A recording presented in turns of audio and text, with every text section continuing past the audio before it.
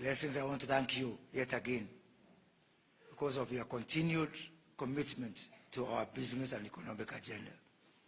Your presence here today is yet another manifestation that what we told the people of this country, that the economy will be at the heart of our administration, is actually becoming a reality. All your trips that you have made out there are in the names of business. Even when you went to COP27 for the environment, I hear you are more interested about carbon trading than about the environment, because the economy is really at the heart of your administration. And we want to thank you. And even here locally, I want to apologize because these people, Kiprono, myself, Gatia, we've put you from one event to the other. We really apologize, and we promise to do it again. Because we have to continue with this until people get to understand that really the economy is at the heart of this government. And I'm pleased to hear one of the young men who are presenting there talk about how they are going to contribute to the NSSF. It means that message of yours is getting somewhere. It may appear difficult, but tunashika. So just be patient with us. Tutaelewa tu pole pole. So just the same way you fed us on the bottom-up agenda until now it has become a national anthem. The Hustler Fund has become a national anthem. So even the other things we're trying to do, like mobilizing savings and organizing the bottom, tutaelewa. Like yourself, I'm a fan of the chamber. I've worked out there for close to a decade. And out there, when you buy a car, you need to get a stamp from the Chamber of Commerce. When you buy a cat, you need to get a stamp from the Chamber of Commerce. When I got my children, before I get them from the maternity, I need a stamp from the Chamber of Commerce. And I would want to see a situation whereby our chamber, because chambers are recognized all over the world, and having our chamber recognized, and I'm going to work with the chamber here, with your permission, to actually see whether we can be able to entrench the chamber in some form of legislation so that it's anchored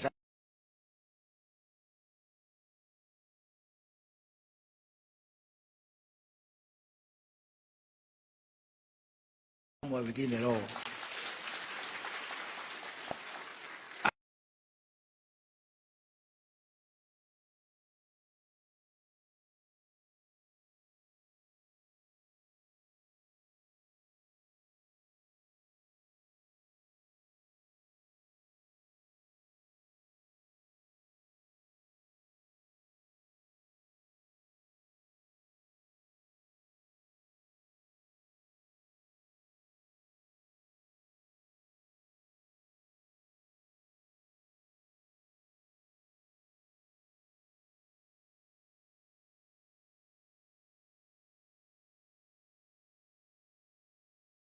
So we thank you, and I want to tell you that within the chamber, kama uko hapa hujapotea, there was only one small problem, because the mandate which we wrote for them did not include doing politics, and hapo katikati walipotelea wakaanza kufanya siasa, lakini wameniambia two things, that hata hii uchaguzi imeisha, some of them was not supporting us. But they have told me two things. One, they have told me that they are glad that their side that they were supporting did not win. And two, they have promised me that going forward, they will leave politics to politicians and work to build the chamber so that we can be able to work together. And I want to promise them that even us, as Kenya Kwanza government, we are not going to ask of you to do politics on our behalf. All we are going to ask of you is please manage business, help the SMEs, help to grow our export, help to grow our manufacturing. Our politics we can do for ourselves. The project of reforming the chamber that Trademark East Africa is undertaking to be able to organize the bottom is a shared agenda with our government. My ministry is involved in that particular initiative. I want to thank Trademark East Africa who are here, Ahmed Farah, we've had many meetings, Mr. Ngati, and I want to say that that project has got the full support of the government of Kenya to reform, to register every SME. Because we keep on arguing. The other day, we had having a meeting with yourself, Your Excellency, with KRA, And one, Dr. Divendi, said we have got 4 million SMEs. But the enterprises registered for VAT are close to 300,000. And I want to see a situation whereby after we are done with this project of digitization of the chamber, we actually donate that list and become an agent, a partner of KRA, because we are going to do everything possible to improve the business environment. We are going to go to every length to support manufacturing, create common user facilities, merge our licenses regime, but also we want the chamber to be our partner in matters of tax collection. And it's not tax collection by force. We want to move to a regime of voluntary tax collection. And they have told me that they have no problem paying taxes. The only problem is that we let the taxes pile up, mpaka siku ya kulipa inakuwa sasa story ingine.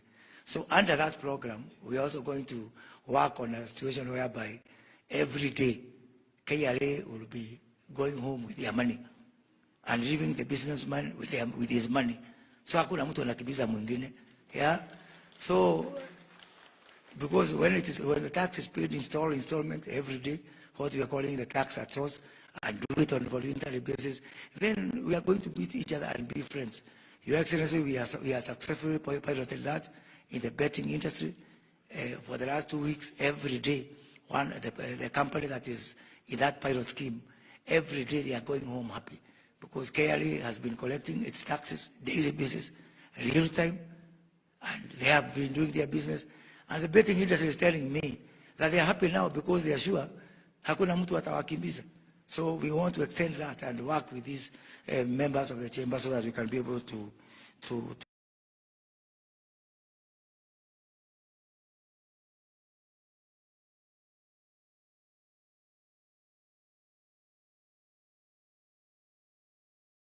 reform that.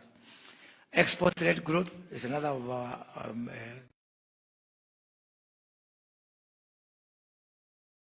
key markets. We are going to build warehouses in Johannesburg, in Cape Town.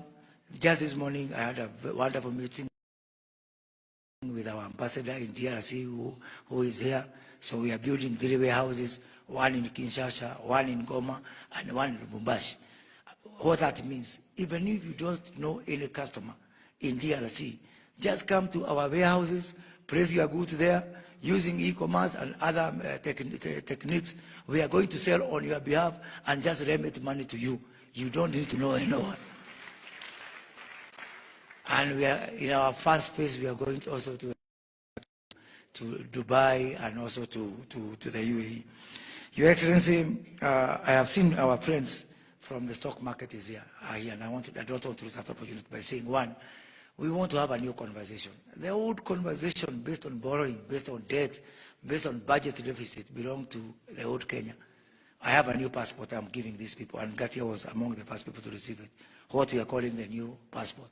The new passport to a new conversation based on opportunities, based on investment, based on trade, and based on shared prosperity. Sio kuongea mambo ya madeni kila wakati.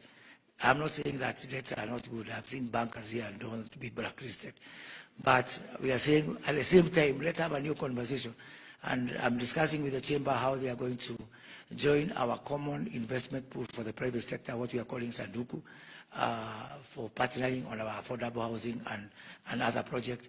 We have agreed with the Nairobi Stock Exchange that they will take up on our behalf our commodities exchange, so that partnering with the Kenya National Trading Corporation, we can be able now to start trading goods on the NSC the same way that the shares are being traded, and that will lead to a very efficient market. Finally, Your Excellency, because you have done so much for us, we have a gift for you today. And that gift, which these people know very well, we have a facility known as the Joint Loans Board, and most of these people are partakers of that Joint Loans Board. The Joint Loans Board so far has lent, we have got close to R1 billion out there, and we are holding their titles, their driving licenses. I want to return them to them. In return, they will join the Hustlers Fund. So when you are counting your customers for the Hustlers Fund, count that already you have got R1 billion out there, which these people will come and convert. And in addition to that, and I've discussed this with my colleague Simon Cherugui, we have got $250 million shillings that has not been dispensed. So that money, I've just told by close of business, when we have got the regulatory framework, must be transferred to the Hustlers Fund. So not starting the Hustlers Fund, we have no excuse now. Pesa iko, nimekupatia pesa leo. And also, the trade officers who are dealing with this joint loans board are going to be retrained on dispensing the Hustlers Fund. And we are donating to Simon Cherugui 2 trade officers in every county. Each county will have 2 trade officers, already they are on government payroll, and they'll be the nucleus of the people who will be working with the chamber and with our SMEs to give them the education and the training they require to make the Hustler Fund a success. Nowadays, everybody's talking about the Hustlers Fund, including very big manufacturers, very big people who I didn't even know that they know that a Hustler exists. But because of your continuous education, everybody is singing the same song of the Hustler, and now because of our donation, we can be able to kick off. And with those very, very, very few words, let me take this opportunity to invite my good friend, my boss, the Deputy President of the Republic of Kenya, Honorable Rigathi Gachagua, to address and invite the President.